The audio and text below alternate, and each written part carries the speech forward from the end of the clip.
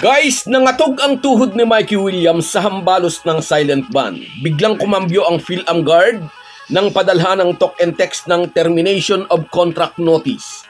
Iniulat ni Homer Sison, handa na raw maglaro ang paborito niyang player. Samantala, natupad ang wish ni SMB coach George Gallant na makakita ng import na malapit sa kalibre ni Justin Brownlee. Pero nasa kalaban nilang team ang nagpakita ng mala Justin Brownlee na performance. Yan at maraming iba pa ang ating pag-uusapan, kaya panoorin nyo ang bidyong ito hanggang dulo. Pero bago ang lahat, kung gusto nyong suportahan ang ating channel, please like and subscribe. Malaking bagay na po yan sa aming mga vlogger. Sa mga nag-subscribe na, maraming salamat. At sa mga hindi pa, salamat sa pagdalaw ninyo dito sa ating channel. Speaking of wishes, natupad ang wish ni SMB coach George Gallant na sana'y makakita siya ng import na ang kalibre ay malapit sa kalibre ni Justin Brownlee.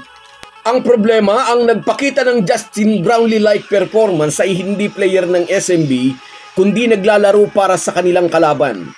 Pinataob ng NLEX ang SMB sa kanilang debut game. Umiskor si Thomas Robinson ng 42 points at humablot ng 20 rebounds. Higit pa nga sa ipinapakita ni Justin Brownlee sa kanyang mga pangkaraniwang gabi. Bukod sa 42 points ni Thomas Robinson, ang mga krusyal na puntos ay nagmula kina Chris Rosales at Golden Gilas boy na si Kevin Alas. Dahang-dahang tinibag ng NLEX ang 19 na puntos na kalamangan ng SMB upang biguin ang kupunan ni George Gallant sa kanilang unang laro dito sa Commissioner's Cup. Hindi naman pangit ang showing ni Ivan Aska, import ng SMB, na nagtala ng almost double-double, 21 points and 9 rebounds, ngunit maaga siyang nag-fouled out, 6 na minuto pa ang natitira sa fourth quarter. Nahatak ng NLEX sa overtime ang laro kung saan ay nanaig ang tropa ni Frankie Lane. Maraming highlights plays ang dalawang import, ngunit mas emphatic ang mga dunk ni Thomas Robinson na nagpakita ng intensyong lagyan ng diin ang kanyang laro laban sa unang team na kumuha sa kanya bilang PBA import. Sa kasamaang palad, nagka-injury ang former 5th overall pick sa NBA rookie draft. Hindi siya nakapaglaro para sa SMB noong nakaraang season. Gaya po ng nasabi na natin, wish ni SMB coach George Gallant ang isang import na malapit sa kalibre ni Justin Brownlee. Natagpuan na nila ito nung nakaraang Commissioner's Cup, na injured nga lang kaya maaga nilang pinauwi. At ngayon ngay ibang team jersey ang suot ni Thomas Robinson. Sa post-game interview, inamin ni Thomas Robinson na personal para sa kanya ang larong iyon kontra sa SMB. Matapos pauwiin ng Beermen last year dahil sa back injury, umasa raw siya na muli siyang tatawagan ng management, pero wala raw siyang natanggap na tawag. Although inamin ni Robinson na pinersonal niya ang labang iyon sa unang team na kumuha sa kanya, ay wala raw siyang sama ng loob sa mga ito. Ginawa lang daw niya ang kanyang trabaho sa abot ng kanyang makakaya. Samantala, muling sumemplang ang PBA Governors Cup Champion Talk and Text laban sa Fugon Braves, champion naman sa Taiwanese P-League. Nakabakbakan ng mga bataan ni Coach Jolas ang PhilAm na si Cedric Bearfield. Matatandaan na nagplano noon si Bearfield na sumali sa PBA Rookie Draft, ngunit nabigo siyang kumplituhin ang kanyang mga requirements, kaya nagdesisyon siyang maglaro na lang sa ibang liga. Wala nang hahanapin pa sa kontribusyon ni Quincy Miller at Ronde Hollis Jefferson para sa TNT. May 34 points si Miller at 32 points naman si Jefferson, at may 14 points si Calvin Oftana, ngunit sadyang kulang sa player ang tropa ni Coach Jolas. Gaya nga ng alam na nating lahat, wala sina RR Pugoy, Poy Eram, Kid Montalvo. Pinakamalaking void ang nilikha ng pagkawala ng kanilang star player na si Mikey Williams. Marami ang nagpapalagay na hindi na ito makababalik sa PBA. Sa kanilang tatlong talo dito sa East Asia Super League, nasa pinakababa sila ngayon sa standing sa Group A. Kahit sa PBA's Commissioner's Cup ay kitang-kita na nahihirapan ang talk and text. Una silang dumapa sa Magnolia, pero nakasungkit naman ang pahirapang overtime win kontra sa Converge. Walang duda, nakatagpo ang talk and text ng isang magaling na import sa katauhan ni Ronde Hollis Jefferson. Ngunit hindi pwedeng balikatin ng import ang lahat para mabigyan ng panalo ang kanyang team.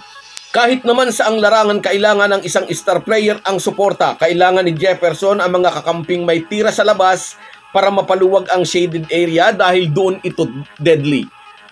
Pero ang problema nga, wala na si Mikey Williams ay wala pa rin si Pugoy. Good thing is, nariyan pa si Calvin Optana at si Jason Castro.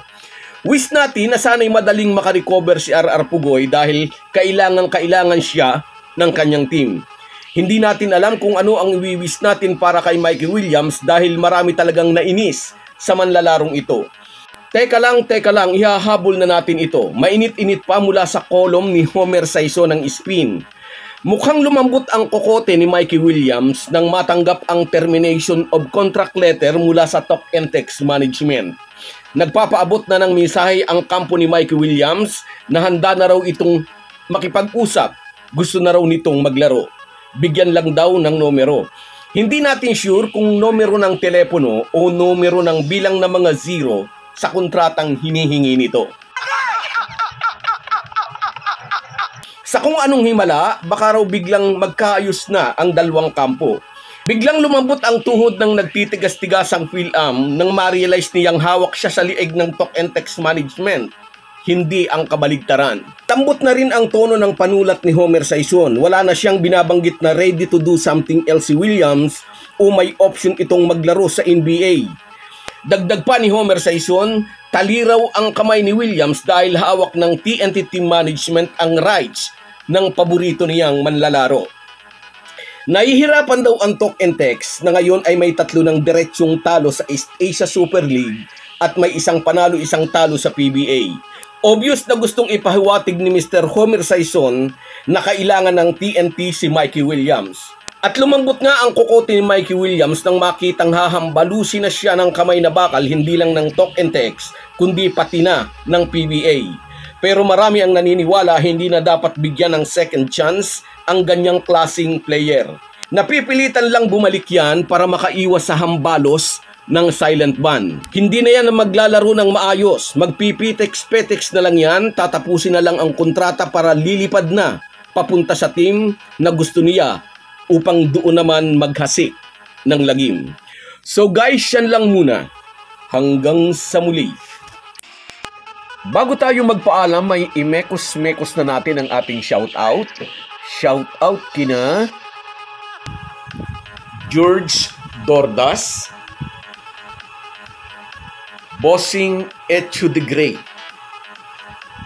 Rudy Hangad,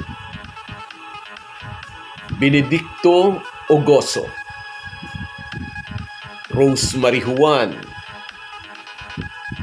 SN Arsenas at si Michael Vicente. Sana matapos na ang gulo dyan sa Israel.